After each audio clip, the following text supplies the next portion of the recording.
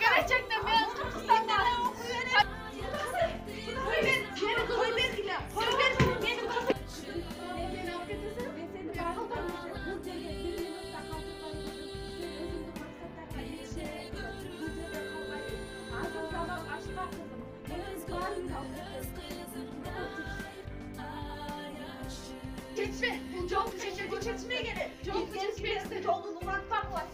Эмнеге кыргыз кыздары мындай кортукту чыдаш керек? Ала качуу салт эмес, бул кылмыш. Канчалаган кыргызстандыктардын ала качуу аркылуу талкалады. Алардын санында Айзада Бурулай эжелер дагы бар. Ала качууну токтотобуз. Биз зордук зомбулукка каршыбыз. Апалар колдоо көрсөтсө, кыздар гендердик зомбулукту жеңебиз. Зордук зомбулукка каршыбыз.